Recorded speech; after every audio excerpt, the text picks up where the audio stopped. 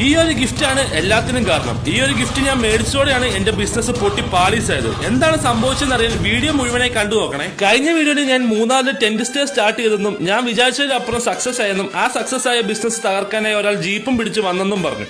അതാരാണ് ഞാൻ ആ വീഡിയോയിൽ പറഞ്ഞില്ല. അത് ഞാൻ ഈ വീഡിയോയുടെ അവസാനം. അങ്ങനെ ഒരു മനോഹരമായ വൃത്തിയട്ട ദിവസം ഒരു ഗസ്റ്റ് എന്റെ ക്യാമ്പിലോട്ട് വന്നു. ആ വ്യക്തി ഒറ്റയ്ക്കാണ് വന്നത്. ആ വ്യക്തിയുടെ വീട്ടിലെ കുടുംബ വഴക്കുകൾ കാരണം വീട്ടിലിരിക്കുമ്പോൾ പല കൈപത്രങ്ങൾ ചെയ്യാൻ തോന്നുമെന്നും മനസ്സൊന്ന് റിലാക്സ് ചെയ്യാനാണ് ഇങ്ങോട്ട് വന്നതെന്നും അതൊക്കെ കേട്ട് മനസ്സണിഞ്ഞ് ഞാൻ ആ വ്യക്തിയുമായി വേഗം തന്നെ കമ്പനി. പിന്നീട് ഞങ്ങൾ ഹോട്ടലിൽ പോയി ഒരുമിച്ച് ഫുഡ് കഴിച്ചു. ജീപ്പ് ട്രക്കിന് പോയി അൽഫാം ഉണ്ടാക്കി ആ വ്യക്തിക്ക് വിശാലമായി കിടക്കാൻ വലിയ ടെന്റ് തന്നെ നോക്കി കൊടുത്തു.